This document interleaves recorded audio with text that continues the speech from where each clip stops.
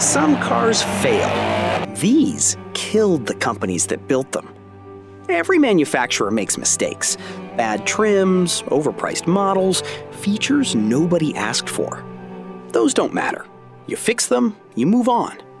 But sometimes a car goes so catastrophically wrong through arrogance, bad engineering, or pure denial that it doesn't just fail. It takes the entire brand down with it.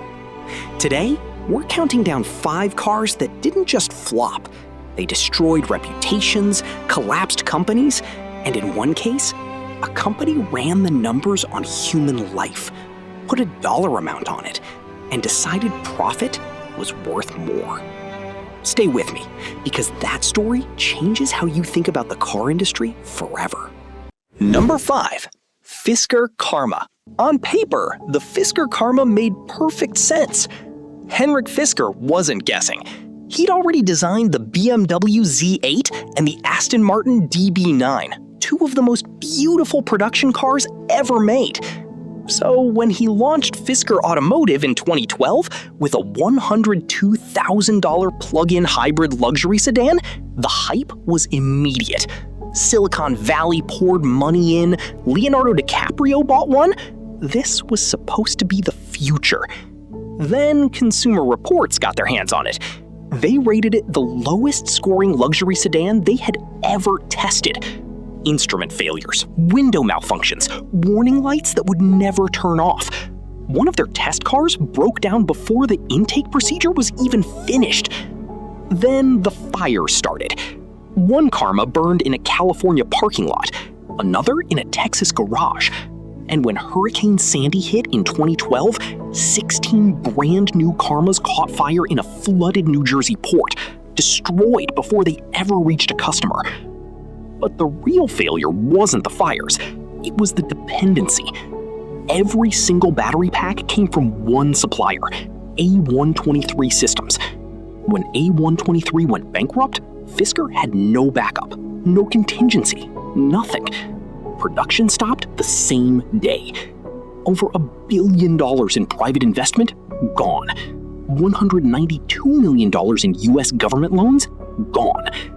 In 2013, Fisker Automotive filed for bankruptcy.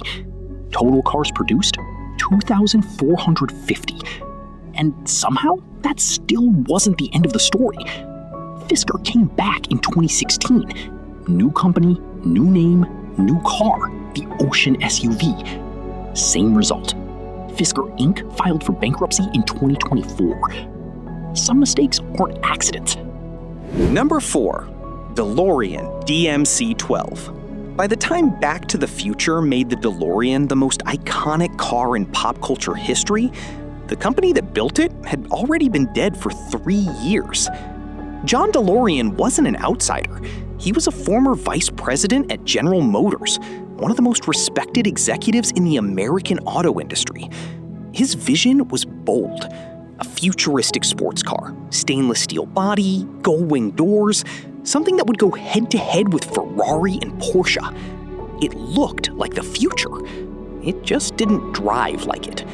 The engine produced around 130 horsepower, 0 to 60 in roughly 10 seconds. That's not performance, that's compromise. The stainless steel panels that made it look so distinctive also made it heavier than it should have been, and completely impossible to repaint. The factory was set up in Belfast, Northern Ireland, staffed largely by workers who had never built cars before. Quality control was inconsistent at best. By the end of 1981, DeLorean had sold roughly half of its planned output. The company entered receivership in early 1982. Then everything got dramatically worse.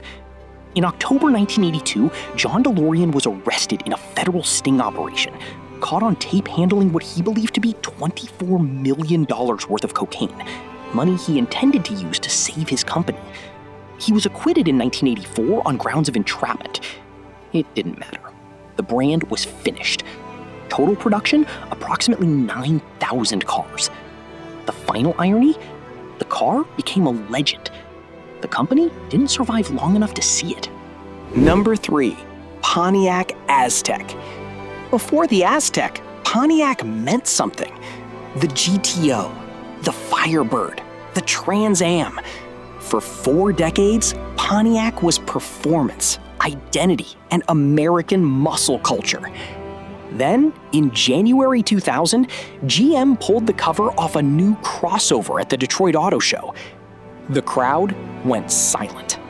Not excited, not curious, silent. Because nobody knew how to react to something that looked genuinely, completely wrong. The Aztek was supposed to target young, adventurous buyers. It came with an optional camping tent that attached to the rear hatch, a center console that doubled as a detachable cooler.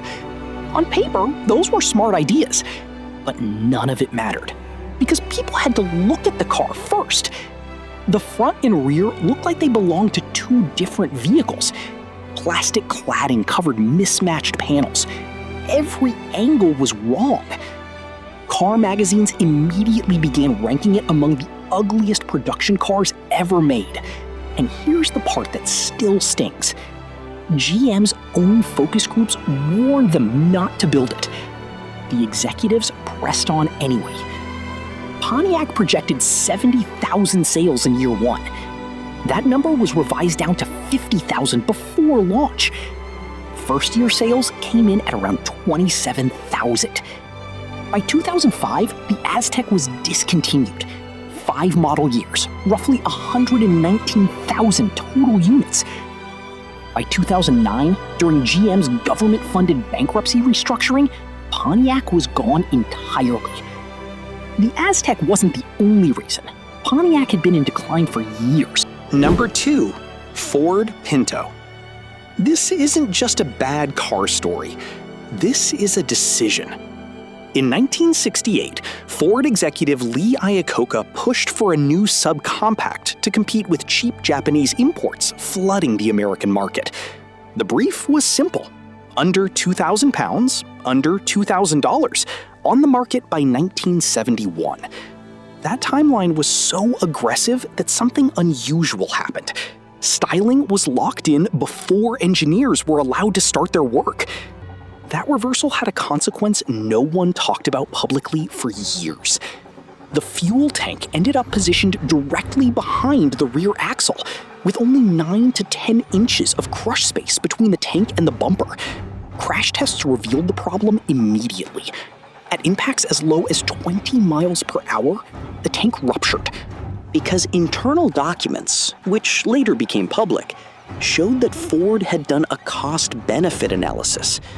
The estimated cost to fix the entire fleet? $137 million. The estimated cost of settling wrongful death and injury lawsuits? $49.5 million. The Pinto was discontinued in 1980. Ford survived. It was too large to fall over one model. But the Pinto permanently changed American product liability law, reshaped how the public trusted corporations with their safety, and produced what may be the most damning admission in the history of American business. Every car on this list had something going for it. The Fisker was genuinely beautiful. The DeLorean was bold. The Pinto was profitable, until it wasn't. Even the Aztek had ideas buried under that disaster of a body. The Yugo had none of that. It had one thing: price. $3,990. The cheapest new car in America by a wide margin. And at first, it worked. The entire initial US allocation sold out on the first day of sales in 1985. Then people drove them home. Engines overheated.